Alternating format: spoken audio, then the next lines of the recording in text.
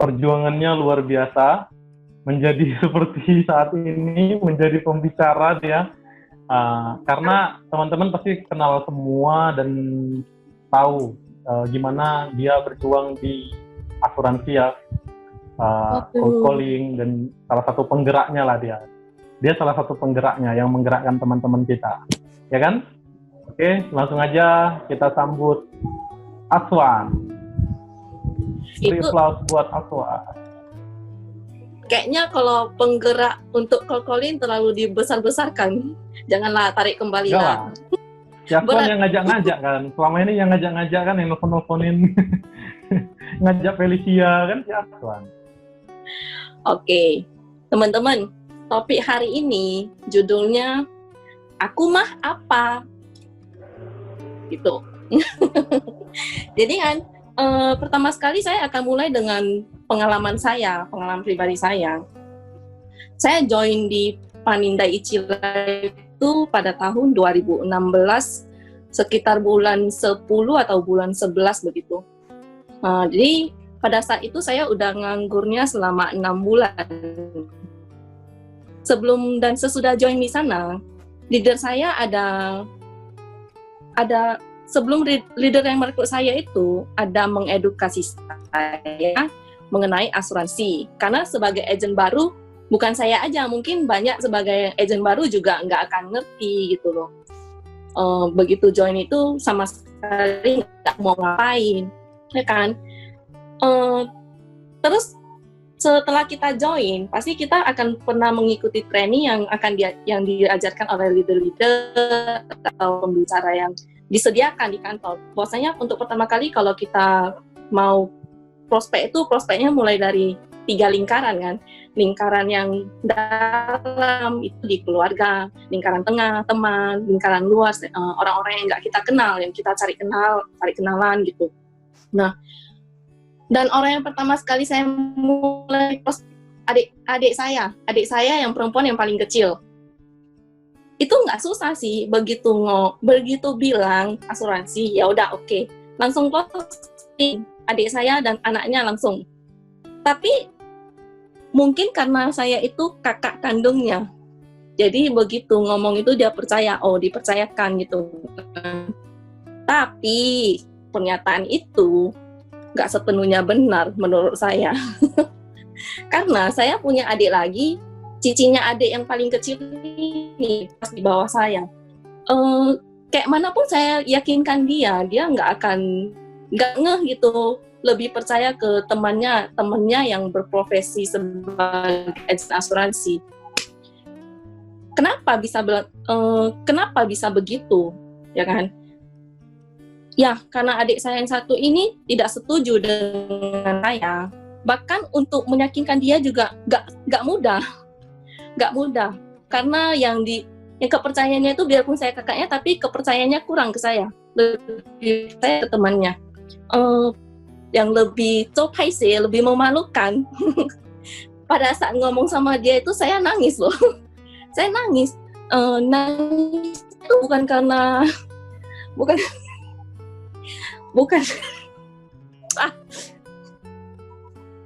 nangisnya itu kan bukan karena saya nggak bisa pusing dia.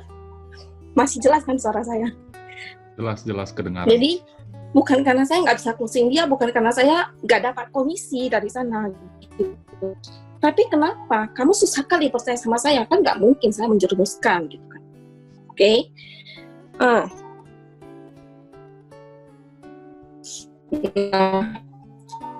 Setelah itu kan lingkaran dalam. Nah, saya coba dari lingkaran yang tengah dan lingkaran yang luar gitu kan. Untuk orang lain itu juga nggak mudah sih sebenarnya, tapi tetap dijalanin gitu. Banyak penolakan, tapi saya juga nggak tahu kenapa ya, salahnya di mana, kok bisa begitu.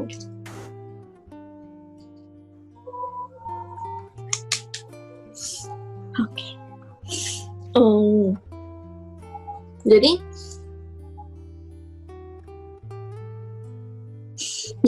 sampai pada tahun 2017, mungkin teman-teman yang udah kenal saya dari 2016, 2017 saya tuh sempat hilang. Iya, Mungkin udah benar. seperti nggak ada Benar, kabar, udah muntaber, benar. mundur tanpa berita. Lebih kurang 7 bulan sampai 8 bulan gitu. Saya sama sekali hilang, nggak ada. Bahkan kalau saya nggak salah ingat, Acan pernah bilang saya, masih hidupnya lu. Tapi dia bilang gitu, saya nggak akan sakit hati, karena memang benar gitu loh. Nah, tiba-tiba satu hari, mungkin bulan 9 atau 9 akhir atau 10 gitu, saya datang lagi ke kantor gitu. Nah, di situ niat saya memang saya benar-benar akan kembali fokus. Tetap aja, saya rasa saya tidak berhasil gitu.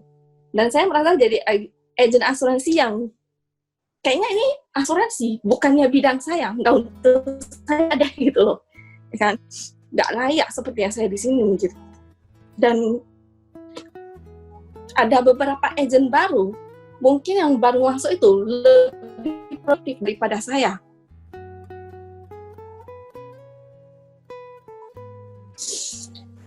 Sebentar ya, pakai tisu ya. Ya, nggak apa-apa, santai aja.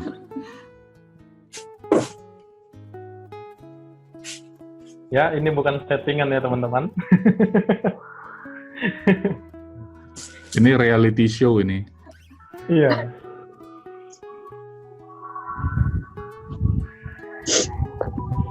Jadi kembali, aku mah apa gitu kan? Bukan apa-apa, saya nggak layak di sini. Kayaknya udah sempat berpikir nggak mau deh.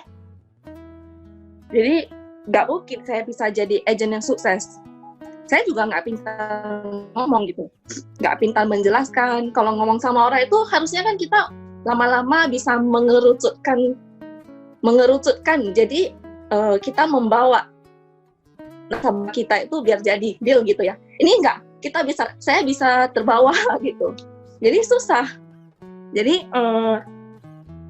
nggak tahu, mungkin saya bisa dipercaya atau gimana gitu kan. Susah dapat nasabahnya. Nah, sampai pada saat titik ini, saya merasa saya nggak layak mendapatkan sesuatu yang baik gitu. Dan sesuatu yang baik itu bukan dikhususkan untuk saya, tapi dikhususkan untuk orang-orang tertentu yang pastinya bukan saya orang itu. saya nggak mungkin bisa sukses deh kalau kayak gitu pemikirannya gitu kan. Nah, sharing saya hari ini, mungkin untuk teman-teman merasa seperti saya, pernah merasa seperti saya, atau mungkin nantinya untuk agen-agen yang baru bisa jadi bisa merasa seperti itu juga gitu, karena kan kita nggak tahu, masing-masing orang kan beda-beda. Jadi mungkin bisa mengalami seperti kejadian saya gitu. Kenapa saya merasa seperti ini gitu? Penyebabnya saya memandang saya memandang rendah diri saya sendiri gitu. Dan arti kata lain,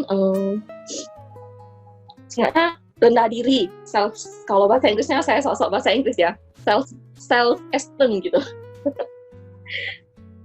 Nah, saya merasa sih sebenarnya ini satu hal yang sangat serius ya, karena orang nggak akan kalau misalnya, jadi serius itu karena efeknya banyak gitu. Salah satunya kita jadi tidak percaya diri. Jangankan untuk bicara asuransi sama orang itu, untuk jumpa sama orang aja mungkin sama sekali tidak percaya diri, gitu. Nggak berani, nggak percaya diri. Gitu. Sebenarnya sih yang saya dapat untuk saya sendiri, ini hanya pola pikir aja. Pola pikir. Nah, di sini saya pelan-pelan, saya belajar gimana caranya untuk menghilangkan rasa rendah diri ini, menghilangkan pola pikir yang seperti ini gitu. Rendah diri ya teman-teman, bukan rendah hati ya. Gitu. Jadi kan tadi saya ada dapat beberapa poin yang mungkin bisa kita sama-sama belajar gitu. Beberapa poin cara meminimalisir pola pikir. Oke, El, tolong dibantu El.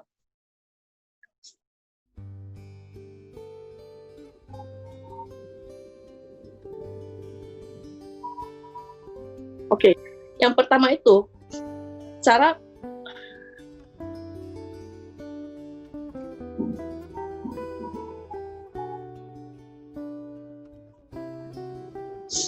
nggak bisa ya El.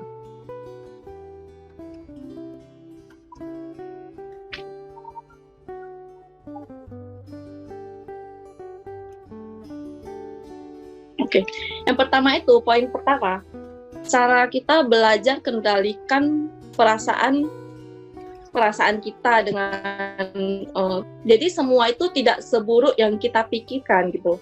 Jadi ketika kita sendiri memandang diri kita gitu tidak menarik, belum tentu orang akan sama seperti pemikiran kita. Jadi mungkin sering juga pikiran kita yang sering menurunkan keyakinan kita pada diri kita sendiri, bukan penilaian orang lain yang penting.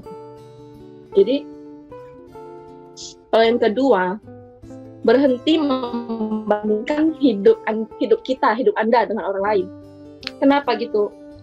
Jika kita merasa tertekan karena membandingkan diri kita dengan orang lain gitu, stop, jangan dilanjutkan. Karena kita akan stres sendiri gitu. Jadi, tapi kalau memang kita itu bisa membuat jadi motivasinya kita, itu akan lebih bagus. Jadi ikutin gitu. Jadi lanjutin. Yang ketiga, hargai diri sendiri dengan fokus pada kelebihan yang ada pada kita. Jadi galilah lebih banyak sisi positif dari diri kita dengan dalam diri kita yang dapat menjadi kelebihan kita gitu. Jadi jangan setiap dari kaca gitu kan, jangan setiap kita bercermin itu kok saya jelek ya gitu loh. Padahal kan belum tentu jelek-jelek amat gitu kan. Oke. Kalau yang keempat, gagal itu bukan berarti akhir dari segalanya. Ucapkan terima kasih pada diri Anda yang telah mencoba. Kenapa begitu? Karena gagal kalau kita masih bernafas, itu bukan akhir. Kecuali kita itu sudah tidak bernafas, itu baru akhir, sama dengan mati. Oke. Jadi mungkin untuk sukses di sini, untuk sukses di bidang yang sedang kita jalani ini, tidak akan begitu masuk, join, prospek, bisa langsung sukses. Mungkin ada, tapi tidak semua kan gitu. Nah, jadi yang pasti kegagalan itu bukan akhir. Kita kalau gagal nyoba itu proses gitu kan, tapi kalau gagal gak nyoba itu baru akhirnya. Kalau yang kelima, cari teman yang dapat dipercaya. Maksudnya gini loh, saat kita sudah mulai merasa diri kita itu rendah gitu, lebih baik kita cari seseorang yang bisa kita percayai, sahabat kita atau mentor kita yang kita percaya kan gitu. Jadi kalau di dalam bisnis kita itu kan kita punya leader atau sesama teman-teman agent gitu kan. Nah, yang kita percayai. Kenapa begitu gitu? Karena kondisi kita sedang kayak benang kusut itu kan susah. Jadi kayak kalau kondisi pikiran kita itu sedang kalut, biasanya kita tidak akan bisa berpikir yang jernih. Jadi kita butuh teman untuk kayak curhat gitu kan. Tapi temannya itu ya memang benar-benar yang bisa membantu gitu loh. Orang-orang yang seperti leader-leader yang kita punya di kantor ini kan bisa melihat sisi positifnya kita, ya kan? Ya kalau orang bisa lihat sisi positifnya kita mungkin selalu melihat sisi negatifnya kita gitu. Yang tidak kita nampak positifnya kita. Jadi itulah fungsinya kenapa kita harus cari teman untuk curhat, untuk ngobrol-ngobrol, sharing gitu. Apakah yang saya mau bilang, apakah teman-teman punya pengalaman seperti saya? Tidak harus di bidang asuransi sih, mungkin sebelum di asuransi gitu. Jadi saya akan minta volunteer, saya tidak akan menunjuk namanya. El, tolong tutup screen-nya El, makasih El. Ada nggak teman-teman yang mau sharing ke kita?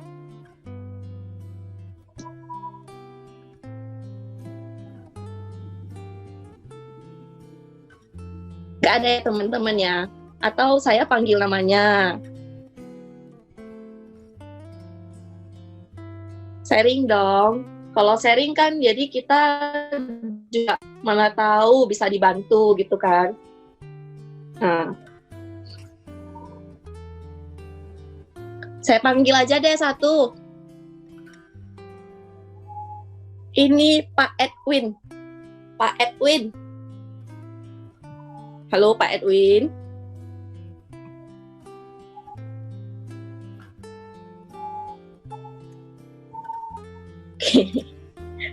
Peserta gugur.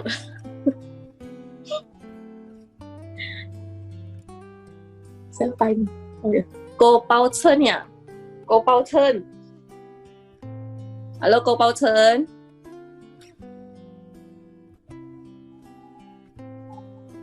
Oke, nggak ada ya? Halo. Halo, Swan. Sorry, Ci. Oke, Ci. Ya. Ada nggak, pernah nggak punya pengalaman yang seperti saya cerita tadi gitu loh, kayak kita sering mandang diri kita itu rendah, kita nggak layak gitu. Kita itu nggak layak sukses.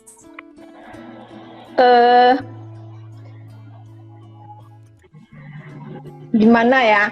Kalau saya nggak mikir-mikir kali. Ya kalau mau buat apa rasanya bisa kan? Ya go aja. Kalau nggak bisa, ya udah. Berarti nggak ada bebannya ya, Ci ya? Iya. Oke, bagus loh, Ci. Tapi kan kalau tapi gini loh, Ci, saya bukan mau menggurui, saya juga nggak pandai-pandai amat. Ini aja saya banyak salah dari tadi ngomongnya kan gitu loh. Maksudnya gini, kalau ada pun Cici ya boleh cerita, karena kan kita ini satu kantor, biarpun bukan satu tim, satu kantor, jadi tapi kita juga nggak mungkin menjelek-jelekkan Cici gitu loh. Nah kalau misalnya Cici ada, Cici boleh sharing. Jadi biarpun saya nggak bisa bantu, di sini ada teman-teman yang akan membantu Cici. Saya kan kalau di asuransi baru gitu ya. Kalau ya tapi kalau di ya termasuk dalam usia yang sangat muda udah masuk dalam apalah bisnis gitu ya. Walaupun bisnis keluarga, dari usia mungkin SMP gitu kita udah mulai jualan gitu. Yang kerja yang ngambil gaji lah gitu dari keluarga ya. Terus lanjut ya bisa dibilang nggak pernah cuti lah dalam sampai di usia ini baru pensiun masuk ke asuransi gitu. Jadi ya sekarang ini kan anak saya juga semua udah bisa berpenghasilan sendiri. Saya baru masuk ke asuransi dan merasa udah tidak ada beban lah gitu. Jadi kalau di asuransi kita ya lihat ini orang bisa kita prospek nggak? Kalau bisa kita prospek, kalau nggak bisa lihat modelnya, oh ini nggak bisa ini, ya udah stop aja gitu. Dia mau masuk, saya syukur. Dia nggak mau masuk, saya pun nggak kecewa. Iya. Bagus ya. Iya. Kalau yang sering-sering suka nelpon saya nanya ini itu, pas lah saya tawarin asuransi. Besok-besok kalau memang dia masih mau apa kan, kalau dia bosan dia pun nggak telepon saya pun syukur lah nggak tiap hari ditanya ini itu. Jadi saya rasa pun senang juga di asuransi, bagus juga. Berarti Cici jiwanya memang udah jiwa bisnis, jadi mau gimana pun bawa aja ya Ci ya, nggak akan ada bebannya gitu. Ya memang syukurnya gini, waktu kita masuk ke asuransi ya terus terang nggak mudah juga lah. Tapi terus terang ya kebutuhan juga lah. Mungkin orang-orang ada yang memang membutuhkan asuransi, tapi yang jelas seperti saya sendiri ya, saya juga masuk asuransi banyak gitu ya. Tapi saya masuk asuransinya dari teman sendiri, saya merasa agak rugi produk yang dia tawarkan gitu. Tapi selanjutnya saya masuk asuransi kan, saya suka dari orang-orang yang nggak kenal gitu. Jadi saya tanya dulu lah produk dia yang dia tawarin apa-apa. Saya lihat dulu, saya nggak masuk pun saya rasanya nggak apalah. Tapi kalau dari teman, dia yang tawarin ini, mau tidak mau rasanya saya harus masuk. Kan saya kalau jadi agent kita masuk kan kita bisa pelajari apa-apa aja produk ini ya. Kita lihat dulu, teliti dulu kita baru masuk. Kita bisa kalau kita sebagai agent, tapi kalau kita bukan agent, kan nggak mungkin kita bisa suruh dia buat sampai 20 jenis, 30 jenis produk yang cocok gitu ya. Jadi saya rasa kok sama orang yang nggak kenal, mungkin saya lebih bisa masuk gitu. Jadi termasuk saya menjadi agent sendiri sekarang, saya rasa mau nggak teman saya ini masuk sama saya. Kalau saya sendiri kan udah kendalanya gitu ya. Tapi ya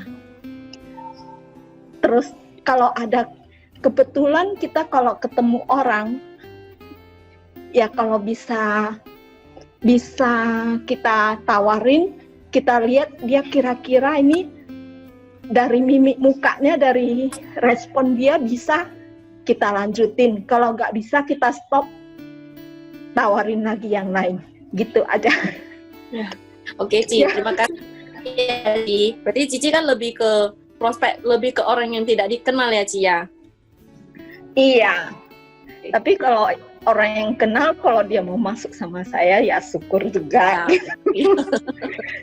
Tapi saya Oke Ci, terima kasih Ci. ya. Ini Ci Paulson yang tadi kantor ya? Iya. Aku kira kamu. Oke Ci, kamu siapa Ci? Iya. Lalu saya akan, karena tidak ada volunteernya, saya yang akan mencari orang. Ibu Nurni, bagi loh Ibu Nurni pengalaman.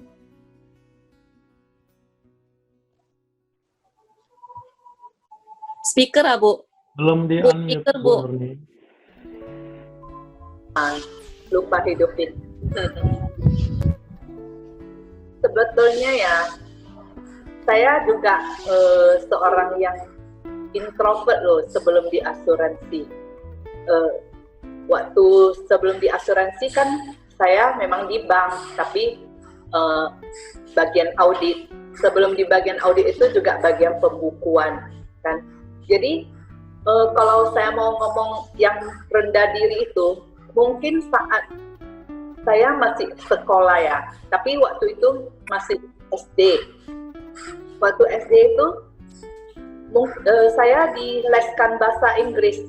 Jadi bahasa Inggrisnya itu ada ujian speech, bawa pidato dalam bahasa Inggris.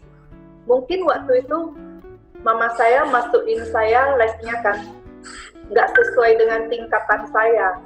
Jadi waktu itu semua udah dewasa. Waktu ujian itu sampai giliran saya langsung gugup, nangis di depan. Nangis itu pengalaman memalukan sekali. Sampai terus saya berhenti dari les itu. Dibujuk sampai setengah mati saya terus karena kan malu. Masa udah saat ujian lihat kita bukan pertama, memang terakhir lihat jadinya mungkin rendah diri itu muncul. Belum, orang begitu hebat. Jadi mungkin di saat itu karena saya tidak dimasukkan ke kelas yang selevel lah ya, semua lebih dewasa. Yang model dulu kan mungkin nggak ada, oh ya kamu usia segini harus start dari gini, jadi asal masuk aja. Ternyata kita bukan di tempat yang sama. Akhirnya kita merasa rendah diri waktu ujian itu, apalagi lihat orang berbicara dalam bahasa Inggris. Kita pun makin lama makin minder, akhirnya sampai giliran kita tetap maju. Sudah maju di depan langsung nangis, kayak Aswan tadi. Nggak gitu lagi loh, nangisnya sampai teriak. Mana berarti saya les di situ. Akhirnya setelah itu nggak tahu lah, pokoknya saya terbawa rendah diri, masa gitu kan. Lama-lama mungkin karena makin dewasa ya, kita pun memperbaiki diri. Terus yang banyak perubahan itu sejak saya masuk di asuransi, terus terang. Karena begitu kita di asuransi kan, kita ada training dan berubah sekali, banyak sekali perubahan dalam diri saya. Dan kalau saya ketemu dengan teman-teman sekolah saya, mereka sudah melihat saya berubah 180 derajat. Bukan 360, karena 360 berarti balik lagi ke Kebalik. Berarti pengalaman dari kecil itu, belajar dari pengalaman semasa waktu kecil ya Bu ya. Untuk sekarang sih udah nggak masalah gitu ya. Enggak lah, maksudnya kita yang nggak apa-apa, ada background yang buruk atau apa. Yang penting sekarang ini kan, ya nggak apa-apa loh. Masa daripada dulu kita baik, sekarang kita jadi jelek. Itu kan perubahannya ke arah yang lebih baik. Dan maksudnya kita juga harus bersedia menerima. Maksudnya kalau orang ngomong kita kritikan atau apa, kita ya terima. Dan kenapa ya dia kritik saya? Masa kadang-kadang pertama-tama mungkin kita bisa sakit hati, ya kan? Tapi akhirnya kalau kita berpikir, loh dia kritik saya kan berarti mau ada sesuatu yang berarti dia ada nggak cocok sama saya, baru kritik. Cuma mungkin cara orang menyampaikan kritik kan berbeda-beda ya. Ada orang yang langsung to the point atau apa. Tapi kadang manusia itu kan lucu. Kalau kita ngomongnya halus, kan dia nggak bisa berubah, kan? Tapi ngomongnya kasar, kita ya nggak bisa berubah. Jadi sebetulnya kita maunya yang gimana sih? Masa kalau orang tua kita ngomongin kita atau saudara-saudara kan to the point, mau sakit hati ya sakit hati lah, besok kan baik lagi. Tapi terhadap orang lain, teman, mungkin wah sakit hati, besok terus nggak mau berteman atau apa. Jadi itu tergantung masing-masing. Jadi kalau sekarang ini saya benar-benar cuek lah, masa belajar cuek. Saya mau ngomong ini, yang ngomong, nggak ada beban. Seperti tadi Ibu Paulsen itu kan, saya selalu, dia orang yang tidak ada, masa bukan berarti anaknya udah besar, nggak ada beban, tapi dia sebenarnya seorang yang pekerja keras. Saya memang tidak, itu bukan saya langsung merekrut ya, tapi setelah saya berbicara, saya melihat pribadinya itu benar-benar orang yang tanpa beban gitu. Baca Swan. Ternyata Ibu Paulsen agennya Ibu Nurni ya? Bukan apa sebenarnya, ya agent saya lah. Ya, jadi secara nggak, saya manggil satu pohon ini. Saya nggak tahu Bu. Ya, satu pohon saling membantu lah. Ya. Kalau saya ada yang nggak ngerti, tau lah usia saya baru masuk di asuransi udah 50 tahun. Mau belajar itu susah. Otaknya hari ini lihat, besok lupa. Tapi saya rasa saya berusaha kalau kasih orang masuk, jangan membuat orang kecewa, karena dia cari duit juga susah kan. Jadi kita kasih produk yang cocok dan dia apalah, nggak rugi lah masuk dari saya gitu. Oke, makasih. Ya, oke, makasih ya Ibu Paulsen ya sama Ibu Nurni ya. Terus ini kita kan di sini ada mungkin masih agent baru ya. Biarpun saya baru tapi saya udah stok lama gitu loh. Nah, Natalia, buka dong video sama audio. Sharing dong. Ibu Natalia.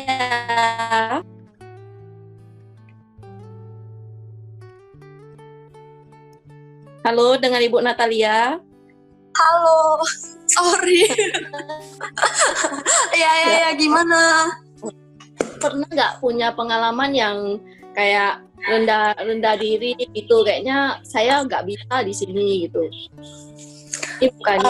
Ini bukan jalan untuk sukses gitu. Sorry ya, tadi aku nggak ikut dikit. Coba ulangi dari awal. Dari awal, jangan dong. Enggak, maksudnya ini apa namanya? Tadi bilangnya. Ibu Natalia pernah nggak Ibu Natalia merasa kayak saya nggak pantas gitu, ini bukan jalannya saya nggak akan bisa sukses gitu. Oh, Kayak sering kaki gitu. Sering, bahkan sampai sekarang juga masih terkadang berpikir seperti itu sih. Boleh sharing nggak? Boleh. Dipersilakan. Thank you Ibu Aswan. Jadi mau start dari mana ya? Jadi saya dulunya itu pernah kerja di perusahaan properti ya, Mak Podomoro lah kita sebutin ya. Jadi saya pernah di sana 4 tahun. Tapi sebelum saya di Podomoro, saya udah di insurance tuh. Saya udah dipanin juga. 4 tahun sebelumnya saya udah dipanin. Jadi saya berpikir gitu kan. Maksudnya ya kayaknya asuransi bukan jalan saya karena kan susah kan. Terus nggak ada database. Terus mikirnya siapa sih yang kenal saya karena saya anak luar kota kan. Nggak ada kenal segala macam. Jadi ya dari itu saya memutuskan untuk kerja sama orang aja lebih gampang. Nah akhirnya saya di Podomoro selama 4 tahun. Setelah itu saya berpikir lagi, Podomoro aja saya bisa jual, kenapa sih saya nggak bisa jual asuransi gitu kan? Maksudnya asuransi yang harganya nggak seberapa, mikirnya kan orang bisa masuk 500.000 gitu kan, masa sih saya nggak bisa gitu loh. Sedangkan Podomoro yang harganya selangit aja saya bisa jual, mikirnya sombongnya begitu kan. Terus ya saya juga mikir mau sampai kapan gitu kerja di Podomoro ya. Terus saya ini deh pindah saya resign dari sana, saya coba lagi di insurance. Oke, pada saat saya start sama tuh penolakan segala macam itu saya hadapin. Padahal waktu di Podomoro, waktu ada badge Podomoro di baju saya itu saya pede banget ngomongin Podomoro tuh, saya rasanya bangga sekali gitu kan. Pada saat saya di asuransi itu semuanya hilang gitu loh. Jadi saya merasa orang itu menganggap saya rendah gitu loh. Orang itu orang tuh memikirkan ini Natali dari Podomoro jual asuransi gitu kan, jadi rendah gitu loh mikirnya. Jadi saya juga dari sana berpikir, oh ya benar ya, asuransi ini kayaknya rendahan nih kerjaannya gitu kan. Maksudnya premi 300.000, 500.000 gitu kan. Dulu kan belum kenal Pucangda ya, jadi masih belum begitu mengerti gitu lah. Jadi saya janji-janji dengan orang, bayar 10 tahun duitnya balik segala macem gitu kan. Terus banyak yang ngomong gitu kan, kenapa saya di insurance, kamu nggak cocok lah di insurance, kamu balik aja ke bank kayak atau ke properti segala macam. Ya udah saya mikir kayak saya nggak cocok deh di sini. Ya udah saya di MLM terakhir, saya join MLM. Habis itu saya juga berpikir yang sama gitu kan, ini MLM ini mahal nih, satu paket 35 juta segala macam, ada perang harga gitu-gitu kan. Jadi saya juga mikirnya ya udah keluar dari sana lagi, coba lagi di insurance, di asuransi.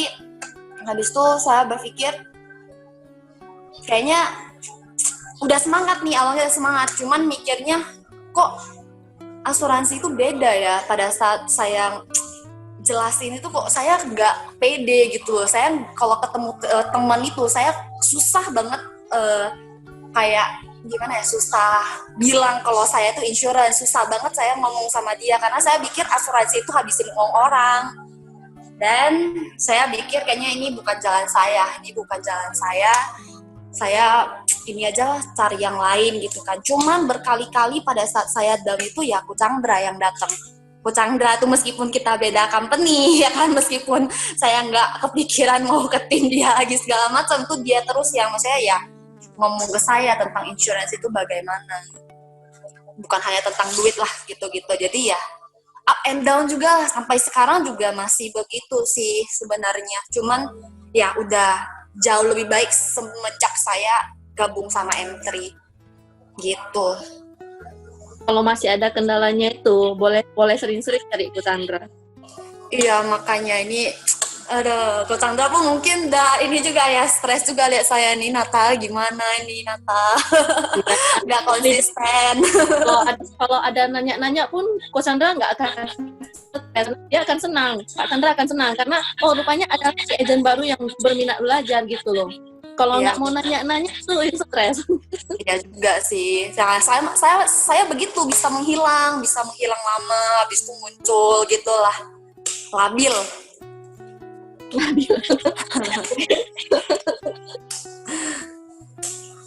Kenapa harus deal gitu? Nanti tolong bantu jawab ya. Ada. Oke, itu aja ya Bu Natalia ya. Itu aja ada sih. Lagi nggak yang lain? Nggak ada sih. Sebenarnya itu aja sih. Tadi kan Ibu Aswan kan gitu ya pertanyaannya ya. Maksudnya saya pernah merasa down nggak segala macam ya. Masih sih. Tapi kita juga karena mengalami yang seperti itu kita juga bisa belajar gitu. Jadi jangan asik melulu yang negatifnya gitu. Betulnya setiap yang berpikir positif pasti tetap ada negatifnya, tapi kalau positifnya lebih banyak, negatifnya pasti kalah. Iya, betul. Ya. Oke, makasih. Thank you Ibu Makasih ya Aswan. Bu Natalia. Thank you. Ada satu lagi nih. Feli NG. Mana lu Feli NG? Feli.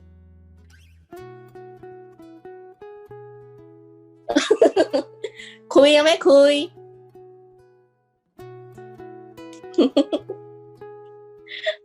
Ancoli kabar.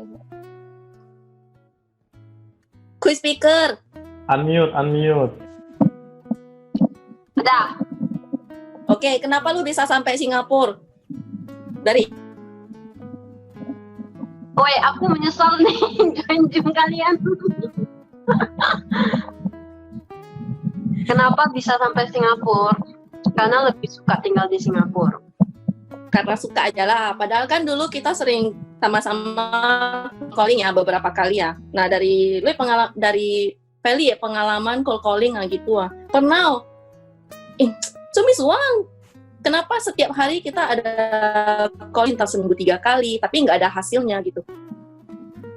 Nggak pernah, karena gue tahu kayak memang harus kayak rutin terus ketemu orang yang sama sampai orangnya malu menolak kita. Tapi kan dari calling kita nggak ada hasilnya, Bu Feli. Nggak ada hasil memang as expected gitu loh. Jadi makanya itu lu menyerah dan pergi ke Singapura?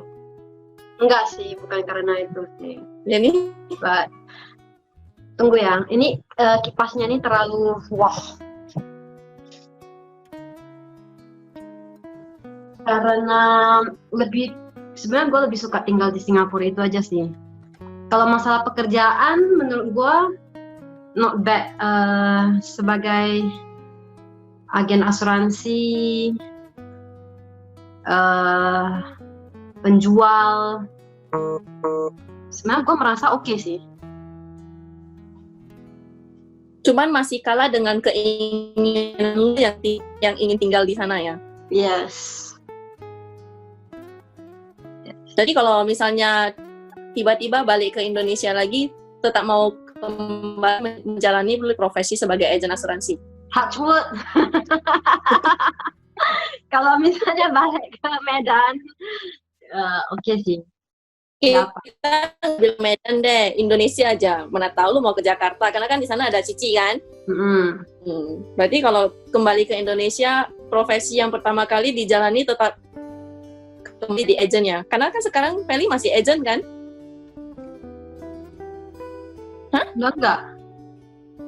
Udah enggak. Karena di sini itu nggak boleh kerja 2 tempat. Kalau kerja 2 tempat itu katanya moonlighting, jadi nggak boleh. Moonlighting apaan itu? Moonlighting itu kayak kerja 2 tempat loh. Jadi itu melanggar kontrak. Jadi nggak boleh. Begitu ya, Swan. Ya udah, saya minta Feli keluar kan, karena di sini banyak teman-teman yang rindu gitu. Sebenarnya pembicaranya juga teman-teman juga nggak penting-penting kali, yang penting nampak Feli dengan suaranya. Udah go off ya. Baiklah. Fel, ini bukan jebakan loh ya. Itu nggak direncanakan. Kali ini udah 100% jebakan El. Aku tidak merencanakannya beneran. Oke. Ya udah. Halo Jadi- Bu Rosmi. Jadi karena kan share Fel ya.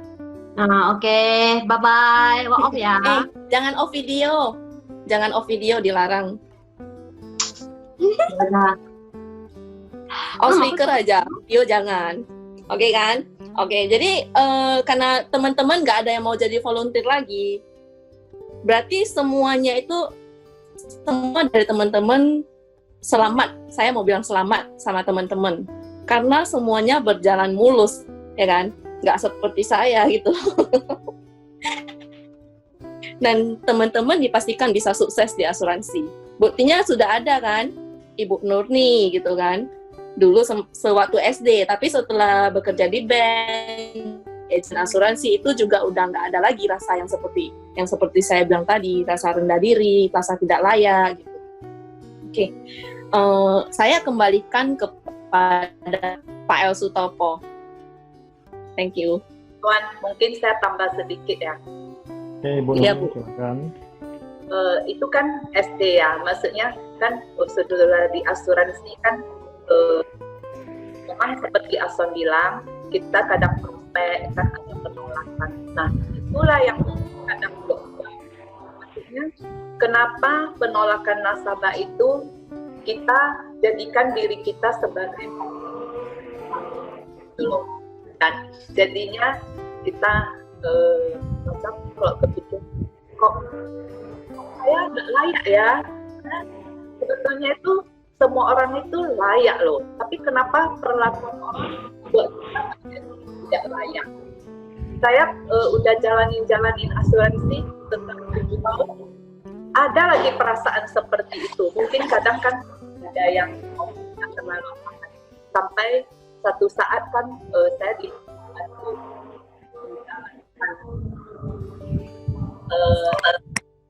sepeda motor gitu loh oleh tante saya kan, katanya kamu kan udah maksudnya di asuransi kan free time gitu loh, jadi oke, saya bantu akhirnya saya ada ikut meeting tahunan buat goal setting. Nah, goal setting itu kita lagi, misalnya kita jual sepeda motor ini untuk teman-teman yang merasa saya coba bisnis lebih bagus ya, modalnya besar ya, apalagi misalnya contohnya seperti sepeda motor satu ini adalah sekarang modalnya beberapa besar, mungkin satu showroom itu satu sepeda motor aja ya kan. Nah, terus kalau kita tahunan itu buat Januari, Februari, Maret, April mau berapa unit, udah itu detailnya lagi, jenis-jenis unit itu. Jadi kalau rapat tahunan itu di setrap 1 hari dari pagi jam 8 sampai jam 5. Udah itu kita mesti buat detail-detailnya itu berapa unit. Udah itu kan kalau kita serahkan, nanti mereka periksa, manajer periksa. Oh ini target terus naik loh, berapa persen dari tahun lalu. Ya nggak terima RKA kita. Minta lagi meeting ulang. Apa yang sesuai sesuai dengan yang dia mau, bukan yang kita kemampuan kita gitu loh, baru diterima. Udah diterima, saat menjalaninya, misalnya contoh lah jalan-jalan bulan itu, kita kan prediksi, dulunya kita laris di tipe X gitu loh. Ternyata pada saatnya itu yang laris itu tipe Y. Loh, stok kita itu nggak ada. Mau minta dari main dealer, nggak bisa. Dulu kamu kan buat begini. Masa pabrik juga nggak mau ambil resiko. Dia maunya dari distributor berapa, terus main dealer berapa. Mereka produksinya kan kira-kira udah tahu seperti yang kita minta. Tapi kalau tersisa barang, lu uruslah sendiri, gitu loh kan. Jadi maksud saya itu kenapa kita di asuransi itu sedang suruh buat goal setting aja suka-suka kita gitu. Ini goal settingnya yang sesuai dengan yang diinginkan pabrik juga disuruh ulang. Kalau kita sesuai nggak sesuai kita terima kan. Padahal yang jalaninya itu sebetulnya kalau benar-benar dibuat dengan jalan yang mendapat manfaatnya itu agent yang buat goal setting itu sendiri. Jadi kenapa kita nggak mau fight habis untuk sesuatu yang memang layak untuk diperjuangkan. Nah, jadi misalkan itu kita kenapa nggak makan hati? Nggak makan hati uang kita itu berapa M itu dibenamkan di bisnis itu, ya kan? Dapatnya itu dengan harga antara dealer ini potong harga, ada diskon dari leasing, itu semua dipotong-potong, uang agen, uang apa semua dipotong-potong. Akhirnya satu unit itu paling kadang dapat 200-300 ribu. Itu ya memang kita dapat insentif jalan-jalan dari leasing, dari main dealer. Ya, toh kita di sini juga dapat jalan-jalan gitu loh, kan? Kita nggak usah disuruh invest segitu banyak, tapi itu maksudnya kita pun bisa fight habis. Akhirnya kenapa mau fight habis? Karena dibuat kontrak 5 tahun. Karena waktu buat maksudnya soft sign itu katanya sharing biaya 50%, padahal itu harganya udah di markup kan. Nah, akhirnya saya jalan-jalanin itu saya nggak begitu serius. Kenapa komisi saya jalan terus ya? Karena sebelumnya kan saya tetap ada jualan. Kenapa saya mau ninggalin bisnis ini ya? Masa saya ya udah pengetahuan produk, udah dikenal nasabah, ya kan? Ada agent gitu. Maksudnya agent itu memang kembang kempis nanti terminate lah yang nggak sesuai apalah ya. Kita makan hatinya ya itu aja. Tapi kan nggak makan hati uang kita itu dibenamkan. Itu bukan uang saya, itu tante saya yang invest. Tapi katanya saya kasih saham 10% kosong, kamu bantu urusin. Dan itu aja pun saya stres. Akhirnya kan saya mikir ini kak iya ini. Dan cari tante saya, coba kamu cari orang lain aja. Saya nggak mau lanjutin ini lagi. Terus nggak mau lanjutin, ini siapa yang mau saya percayakan? Tapi saya bilang saya mau jujur ya sama tante. Ini bisnis sebetulnya nggak layak dijalankan dengan investasi yang sebegitu besar. Saya ceritain loh, maksudnya hitung-hitungannya. Terus katanya gimana? Itu aja. Saya cari cara mau. Maksudnya sampai udah memulai saya pasti selesaikan dengan baik. Akhirnya saya cari dealer yang lebih besar, yang lebih banyak cabang. Saya bilang kita oper aja ke mereka. Akhirnya saya urus oper mereka supaya saya nggak kena biaya stop sign itu. Kalau nggak saya harus bayar itu biaya stop sign pada mereka yang udah upgrade harganya gitu loh, udah markup harganya itu. Nah, salah satunya dululah Wandi ada ikut saya jadi marketing. Dia tahulah bagaimana waktu itu Wandi masih ikut saya ada ngomong, saya nggak urus lagi. Tapi oper ke orang lain itu karyawannya semua, barangnya itu saya oper ke mereka semua. Akhirnya mereka jalanin. Akhirnya tante saya bilang, untung kita nggak terusin ya. Kalau kita terusin makin rugi. Ya, jadi dari sana saya mendapat pembelajaran. contohnya kadang ada orang mikirnya mau bisnis, mau apa, tapi kita di sini itu nggak usah makan hatinya itu ya makan hati nasabah, bisnis apa nggak makan hati gitu loh. Nanti itu pelanggan komplain, kita juga makan hati. Boleh tanya Ibu Kopausen, dia pun bisnis punya dulu dari kecil udah urusin bisnis. Apa nggak makan hati? Sama aja makan hati. Itu sedikit sharing dari saya. Makanya akhirnya kenapa saya, sudah terlanjur cinta. Oke, Bu Nurni. Terima kasih Bu Nurni. Saya kembalikan ke El. Oke, terima kasih. Terima kasih Ci Aswan. Tadi Ci Aswan ada share 5 poin ya. Menurut saya sih, kalau dalam misalkan kita mengalami kondisi itu, yang sangat membantu itu poin yang kelima sebenarnya. Cari orang yang kita percaya, contohnya leader kayak gitu. Karena kalau kita lagi dalam kondisi kalut, biasanya kita nggak bisa ngelihat jernih lah gitu. Pasti kita ngelihat yang negatifnya semua gitu. Bahkan menghadapin ini yang kita nilai negatifnya. Memang kita butuh orang yang dia bisa ternyata dia bisa ngelihatin kita masih ada positifnya loh di sini kayak gitu. Kalau kita sering cerita sama Ibu Nurni pun biasanya gitu. Kalau misalkan kita cerita tentang teman-teman agen misalkan gitu kan kita biasa cerita ke leadernya kan gitu. Jadi tetap kita cerita pasti ada hal yang iya tapi dia bagusnya kayak gini gitu. Dia mau belajar sebenarnya gitu. Jadi selalu dilihat ternyata orang ini masih ada sisi positifnya gitu. Nah, lagi nih, oke. Teman-teman ada yang mau bertanya nggak?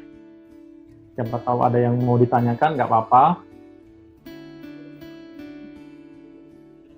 Masih ada waktu.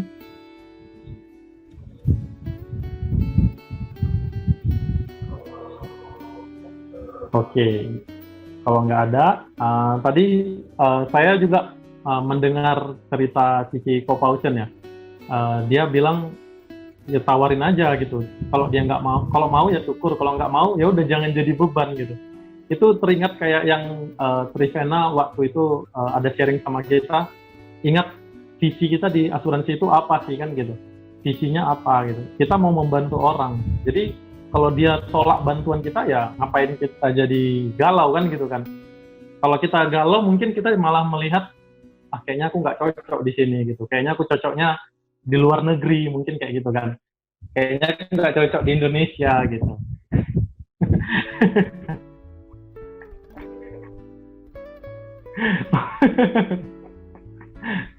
No comment ya, no comment ya. Selamat datang.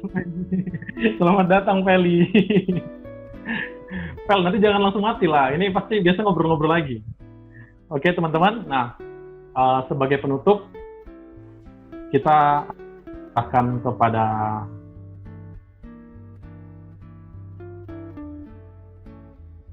berarti hari ini ya saya udah terlatih menjadi pembicara.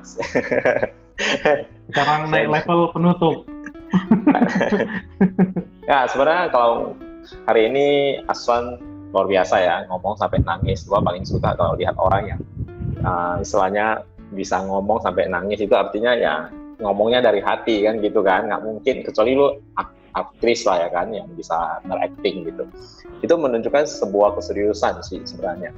Gua bangga punya teman seperti dia karena maksudnya gua bangga karena gua bangga bukan hanya melihat karena orang berprestasi ya, tapi seseorang yang benar-benar mencurahkan seluruh kemampuan dia tapi tetap tidak mendapatkan hasil yang dia inginkan gitu kan. Dia kecewa, itu suatu poin yang bagus. Dia bisa kecewa itu sangat bagus teman-teman.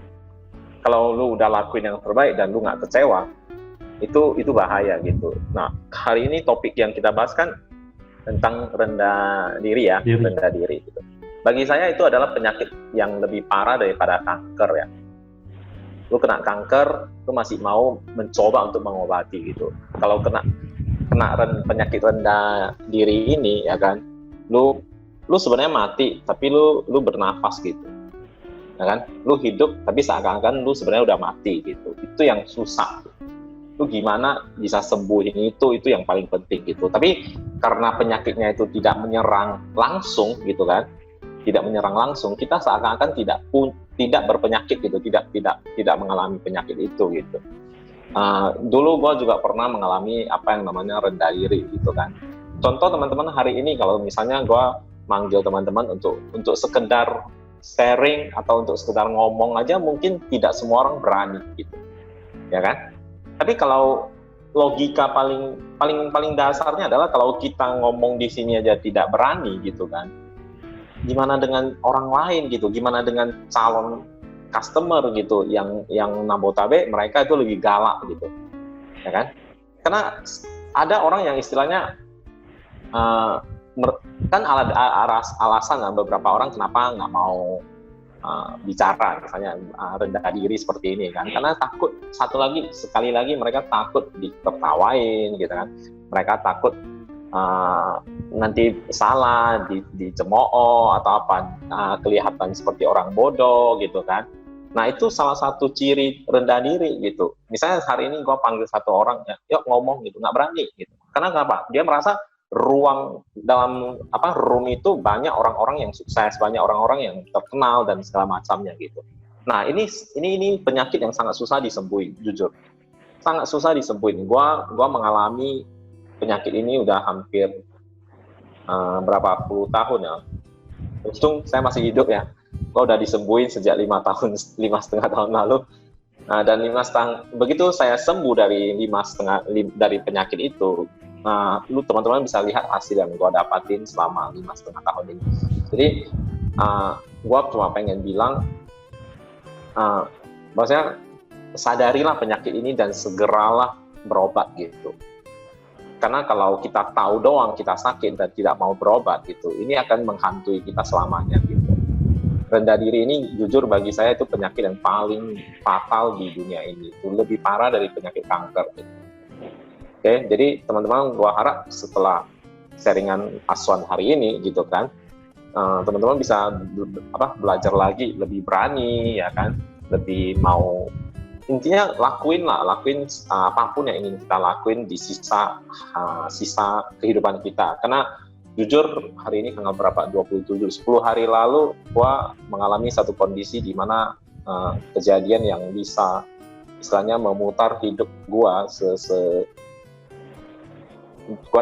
jangan bahas dulu lah, dengan panjang ceritanya. Intinya tanggal 17 lalu adalah kejadian yang paling mengerikan dalam hidup saya. Dan selama 5 hari itu doang, gua udah bisa merasakan bahwasanya ternyata hidup itu bisa berubah dalam satu kejadian sederhana gitu. Padahal gua sering ngomong hal seperti itu. Satu kejadian sederhana bisa merubah segalanya. Dan tanggal 17 kemarin adalah pelajaran yang sangat berharga. Nah, gue pengen cerita lagi satu cerita yang sebenarnya gue lupa tapi gue tahu ceritanya, gue baca dari mana gitu. Jadi ceritanya adalah ada satu orang, dia itu pengen mati gitu, dia itu pengen bunuh diri karena dia merasa hidupnya itu tidak sesuai yang dia harapkan gitu. Oke? Jadi, kebetulan ini orang itu suka istilahnya berkonsultasi dengan satu orang gitu, dan dia ngomong ke orang ini, ibaratnya guru lah ya, dia ngomong ke guru dia bahwasanya dia itu pengen mati, pengen bunuh diri gitu. Nah uniknya adalah biasanya guru itu kan selalu istilahnya menasehati, memotivasi dan segala macamnya kan gitu kan. Nah pada hari itu gurunya itu malah menawarkan sebuah botol yang isinya racun. Nah, isinya itu racun. Dia menawarkan, ya udah kalau kamu mau mati, mau bunuh diri, lu minum setengah, besoknya lu minum setengah gitu. Lu pasti mati katanya gitu. Dan dia terkejut gitu, maksudnya atas saran dari gurunya yang biasanya selalu menyemangati hidup supaya dia itu lebih mau berjuang kan. Tapi dia turuti gitu. Dia minum setengah, habis minum setengah dia pulang gitu. Di dalam perjalanan dia mulai merasakan bahwasanya ini karena ini adalah hari, mungkin besok adalah hari terakhir dia kan, setelah besok kan minum lagi kan, hari terakhir dia mau melakukan yang terbaik dalam hidup dia ya, ketemu keluarga, istilahnya lebih apa ya, ketika ketemu istri dan anak-anaknya dia merasa karena ini besok adalah hari terakhirnya, dia jadi apa, lebih fresh, lebih senang, lebih menikmati momen-momen tersebut. Nah, ketika dia mulai menikmati, besoknya itu dia pergi kerja sama teman-teman kantornya aja, dia juga tiba-tiba jadi semangat gitu, jadi pengen menceritakan hal-hal yang baik. Istilahnya meninggalkan kesannya lah, meninggalkan satu kesan di mana dia ingin pergi dengan memberikan kesan yang bagus di terakhir kalinya. Nah, ketika dia udah mulai seperti itu, dan respon yang dia dapatkan dari istrinya, anak-anaknya, teman koleganya, dan lain-lain, itu luar biasa. Luar biasanya sampai membuat dia itu tidak jadi pengen mati gitu. Dia jadi tidak pengen mati. Terakhir dia balik ke gurunya, ya kan, ini cerita fiktif lah ya. Nggak mungkin ada orang yang seperti itu. Dia balik ke gurunya, terus dia ngomong ke gurunya gitu, gua nggak jadi pengen mati gitu. Jadi ini gimana obat yang gua udah minum gitu. Katanya lu minum aja, itu cuma air putih biasa gitu. Nah, akhir cerita ya inilah, ketika seseorang benar-benar hidup seakan-akan besok sudah tidak ada, biasanya orang itu akan melakukan yang terbaik dan terbaik dan terbaik. Jadi hidup itu per hari gitu, per hari. Jangan per 10 tahun, ya kan? Sekali lagi itu ada hubungan, maksudnya tanggal 17 lalu, gue jadi merasa, gue pengen lebih kaya lagi supaya gue bisa hidup lebih bahagia lagi dengan istri kan gitu kan, dengan keluarga kan gitu. Tapi momen-momen besok juga kita nggak akan tahu ya, lusa kita nggak akan tahu. Jadi jangan selalu mikirkan, 10 tahun lagi gue nanti pengen ini gitu. Jadi pikiran kita tertuju pada 10 tahun lalu, tapi kita tidak melakukan hal-hal yang setiap harinya gitu. Seperti target lu pengen ke Eropa 550 juta, lu jangan mikirin 550 jutanya. Yang lu pikirkan adalah lu cicil tiap hari gitu. Karena dengan lu cicil tiap hari, lu bisa nanti. Jadi hari ini benar-benar sangat bagus ya topiknya ya. Saya harap teman-teman bisa dapat hikmahnya, dan mulai habis dari ini kita bisa lebih lagi percaya diri, lebih lagi istilahnya ya seperti yang Aswan bilang, jangan terlalu memandang diri rendah lah. Karena kalau orang lain memandang Anda rendah, itu nggak masalah, lu tetap bisa hidup. Kalau kamu memandang diri kamu itu rendah, itu sangat susah. Itu udah hampir seperti yang gua bilang, lebih parah daripada penyakit kanker. Gua nggak gitu pinter conclusionnya, jadi cukup sampai di sini. Nanti gua jadi cerita entah kemana-mana. Jadi gua serahin lagi ke MC-nya. Oke, terima kasih Coach Chandra. Sebenarnya itu udah penutup yang bagus ya kan. Tuh, dahsyat closing-nya katanya kan. Nah, cuman Coach Chandra merasa dia tidak pinter conclusion. Sementara orang melihat itu mantap. Karena baru pertama kali kan, biasanya kan tugasnya Pak Is kan gitu kan. Tapi gua juga akan selalu belajar kan gitu, menjadi untuk belajar conclusion, belajar apapun lah gitu dalam hidup. Oke. Terima kasih Coach Chandra. Nah, teman-teman, hari Sabtu nanti jangan lupa kita gabung lagi. Mungkin Coach Chandra akan melanjutkan ceritanya. Saya penasaran sih, tanggal 17 itu kenapa sih gitu. Mungkin salah satunya dia akan bahas sedikit mungkin ya. Teman-teman boleh join lagi. Satu hal yang bisa merubah hidup dia itu apa? Penasaran nggak sih? Kira-kira apa ya? Nah, teman-teman, kita boleh unmute semua, kita ucapkan terima kasih buat Si Aswan udah berbagi hari ini. Thank you Aswan. Thank you Aswan, thank you Aswan, thank you. Sama. Sampai ketemu